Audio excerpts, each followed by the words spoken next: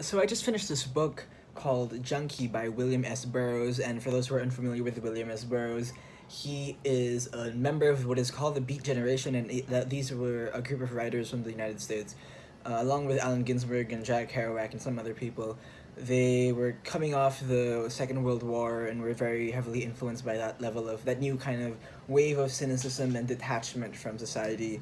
They had a very nonchalant relationship with drug use and sex and queer LGBT themes as well, and they are really the forefront voices that led into what turned into the cultural the 60s revolution of sorts in the United States, where people got it into psychedelics and all that stuff. So the Beats were the ones that preceded that big cultural revolution of sorts in the 60s and early 70s, the psychedelic revolution. So they kind of led up into it. They were so that's like a generation. But the beatniks are so what they kind of are sometimes referred to in the media. Although I think it's a derogatory term, and I don't think they actually identify as beatniks. But the beatniks were these young hipster type people in the 40s and 50s that again had these very nonchalant attitudes towards drugs, and um, they were just the youth of the time. So Burroughs. This is my first really full novel of the Beat Generation. My first introduction to the Beats. In that sense, apart from this, I have read Howl by Allen Ginsberg, and I have read a bit of Ginsberg's descriptions of. He has a book called Best Minds of My Generation, which I haven't fully read because I didn't want to spoil some of the other Beat novels. So I'm reading Junkie now. I just finished reading Junkie, and I read what Burroughs had to say about Junkie as well in that novel, or that recollection of things. So, uh, so Junkie is about it's partly an autobiographical novel of William S. Burroughs' actual life, and it is about his experience with experimenting and with drugs. Specifically, the junk being referred to in the title of the Junkie is opioids or morphine and morphine's it's all mostly morphine, but it also includes heroin and other derivatives of opium. There are some opium tinctures used as well, and apart from morphine addiction, which is the one he's most trapped into the cycle of, he also mentions marijuana and cocaine and peyote and barbiturates, benzos. So there are many drugs that he talks about in the book, but it's interesting because the way that the story is structured is not in the normal way we'd expect most stories to be structured. I'm not being very articulate right now, but let me just try to get through this. It's written in a way that is in short bursts of how do I say this? Like it's like short bursts of days in the life. So he has like a couple. It's like it lasts maybe like 2 or 3 years perhaps, and then we get short bursts of a random event in his life, where he meets perhaps a new dealer, a new drug user, and a new. He goes to the police. He gets put into jail. Like these are random events in his life that are kind of juxtaposed beside one another, without any real proper through line narrative structure as apart from like the flow of time. So it's linear, but we don't necessarily have an arc of sorts.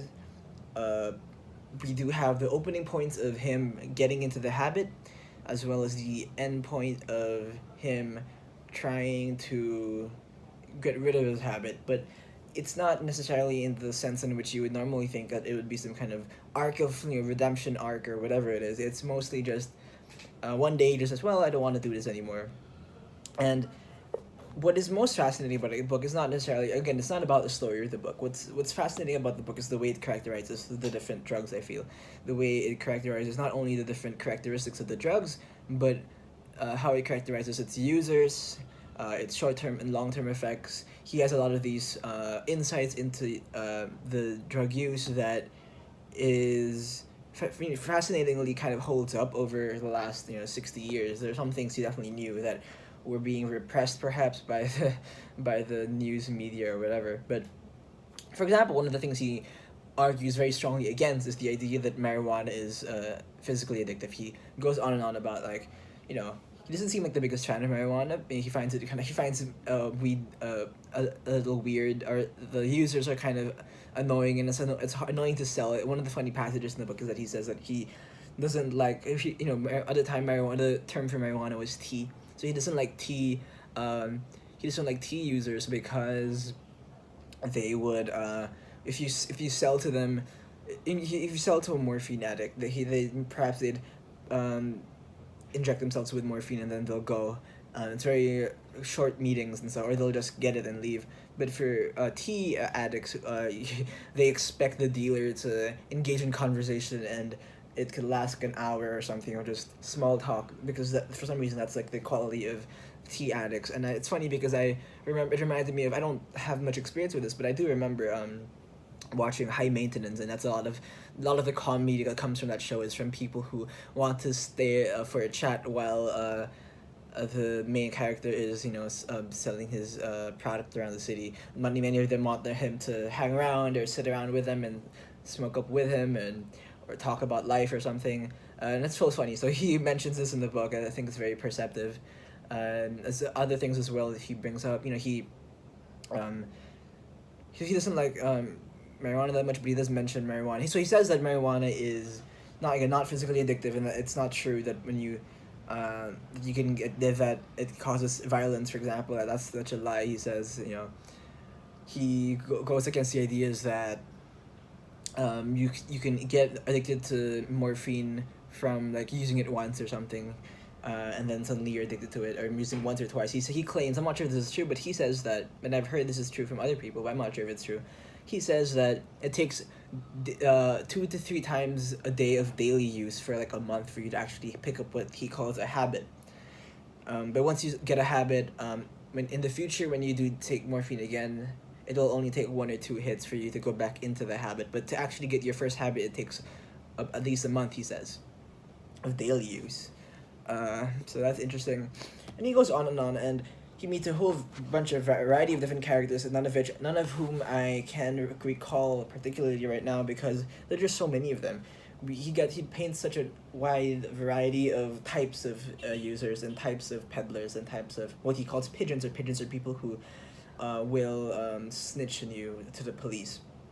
So it's very fascinating. We'll look at the drug world in the 40s, and it seems weirdly relevant to today. It seems like not a lot of it has changed. Perhaps what has only changed are the terminologies being used, and maybe the popularity of certain drugs. But a lot of what he says, for example, about marijuana is still kind of, you know, still you know, makes sense. A lot of what he says about the, you know, how people use barbiturates and benzodiazepines or something. You know, a lot of what he says about them still kind of makes sense, and it's very kind of weird to read right now, because we're specifically in what many people describe as the opioid crisis.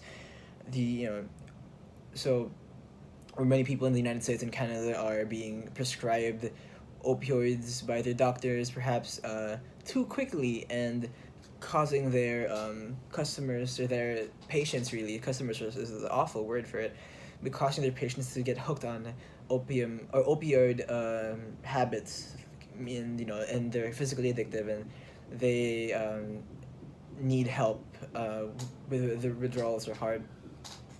So right now it seems like we're at the height of this of the amount of people who are actually addicted to opioids, the height in terms of just raw number.